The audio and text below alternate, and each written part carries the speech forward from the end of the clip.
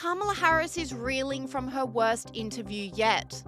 The Democratic nominee was humiliated on 60 Minutes after she yet again struggled to answer questions and experienced rare pushback from the journalist. Sky News All Stars Paul Murray, Rita Panahi and Annelise Nielsen dissect the interview and subsequent fallout, asking what effect this has had on polling numbers in the lead up to the election.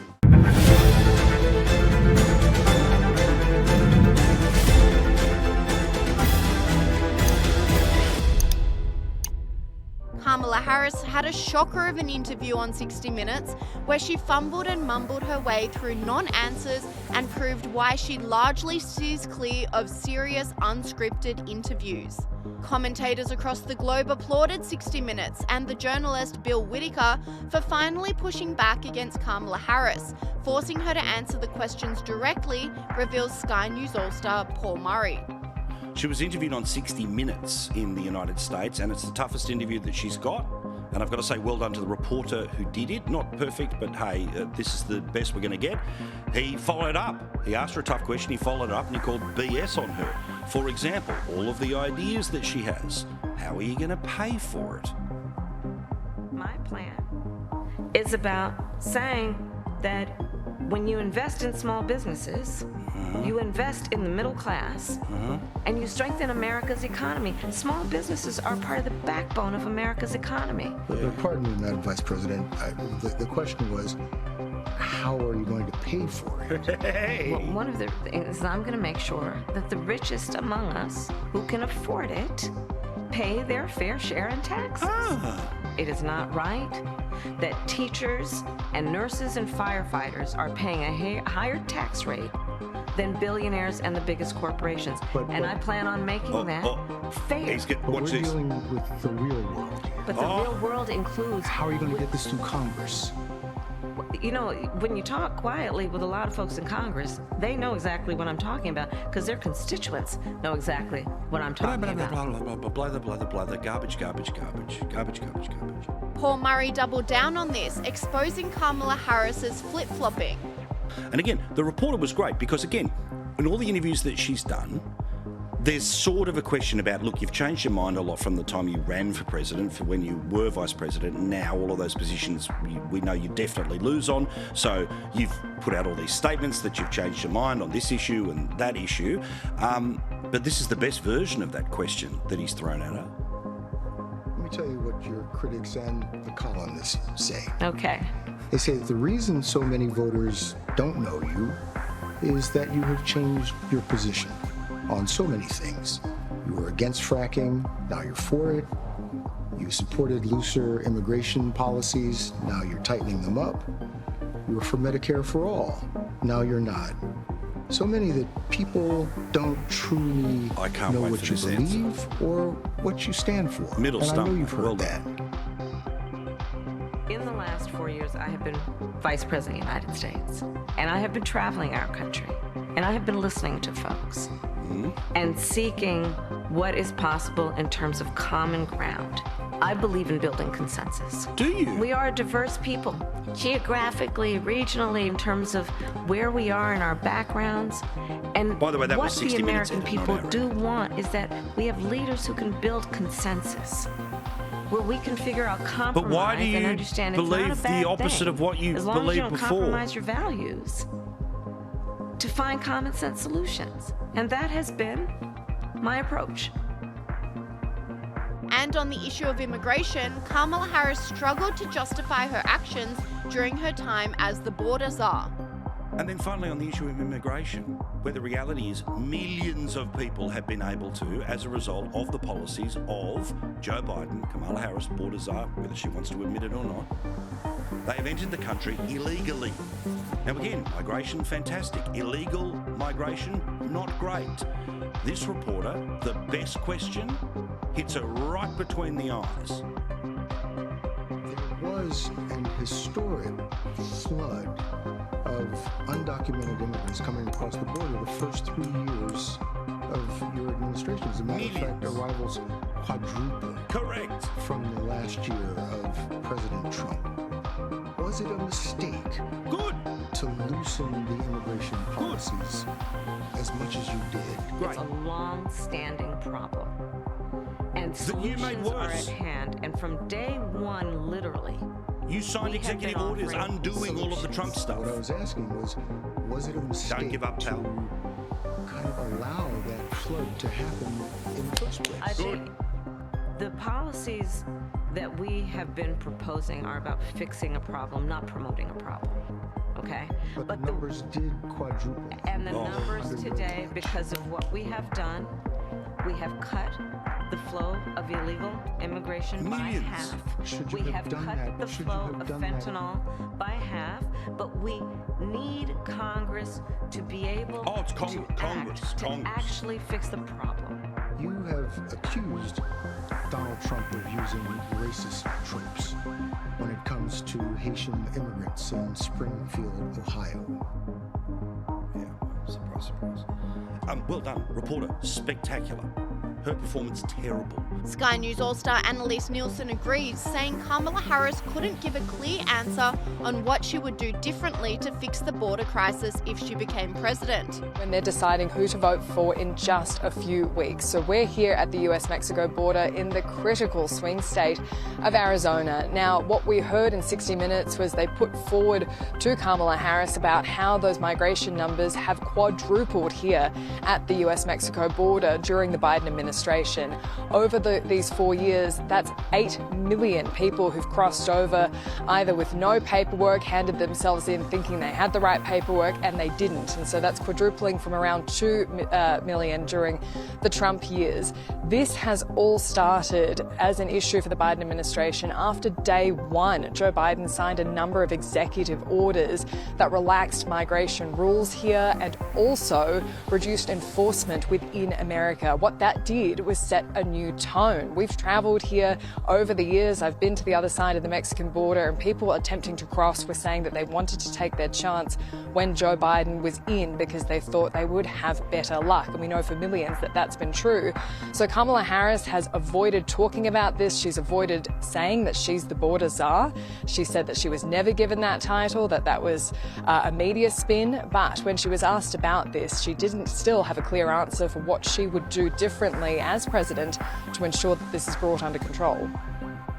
What I was asking was it a mistake to kind of allow that flood to happen in the first place? I think the policies that we have been proposing are about fixing a problem, not promoting a problem.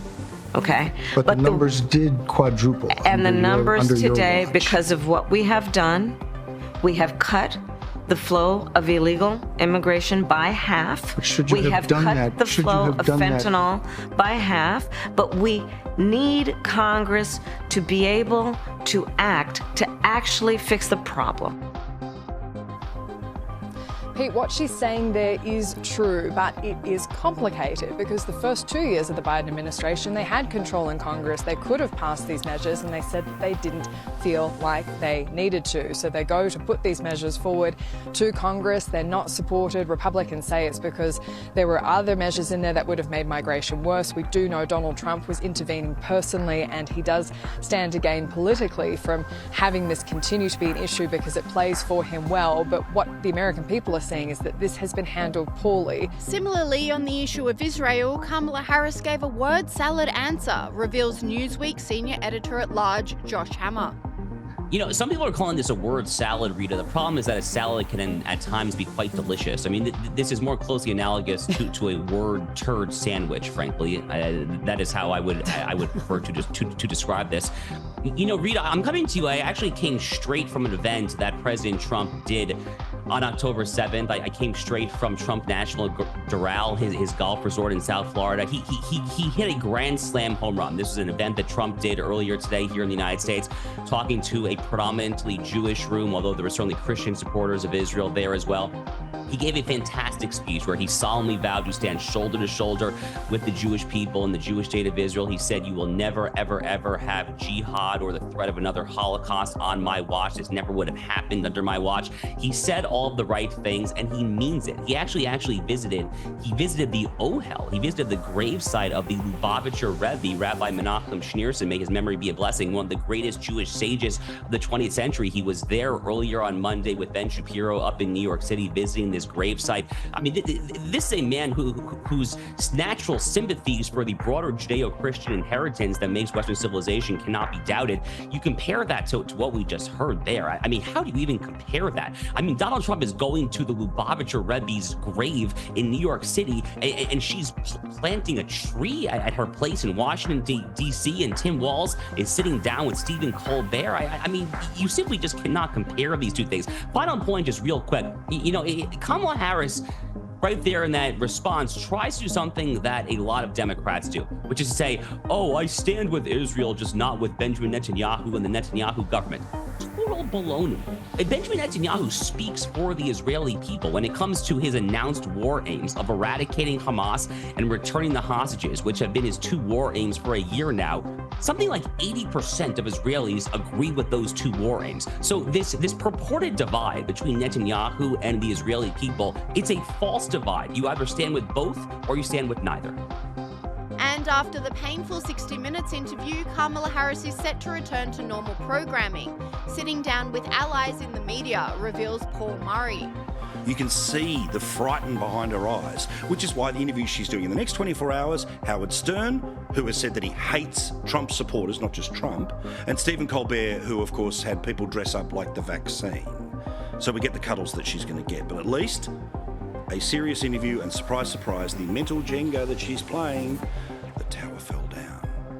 The reaction on social media was as expected, with conservative commentators blasting Harris's performance and applauding the tough questions from the journalist. This commentator said, when a broadcast journalist pushes back against a politician's lies, it is a powerful thing. You can see the fear in Kamala Harris's eyes when she realizes this CBS journalist is not going to fall for her gaslighting. And this commentator took the extraordinary step of declaring the demise of Kamala's campaign, saying, I can't believe I'm saying this, 60 Minutes just ended Kamala Harris's campaign. This is excruciating. And whilst Kamala Harris is crumbling before our eyes, Donald Trump is going from strength to strength, as shown in recent polls, reveals Sky News All-Star Rita Panahi.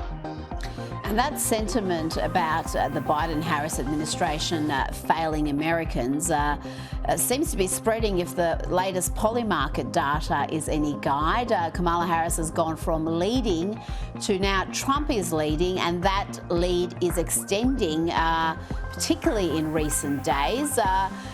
We see a lot of polls, Josh. It can be hard to rely on that data because they do change a lot. Tell me how significant this data is. You know, I think Donald Trump's going to win. I do. I've been saying it the whole cycle. I have not wavered really at all. I mean, Donald Trump back in July was looking really, really good. So he had that few-week stretch after the catastrophic Biden debate.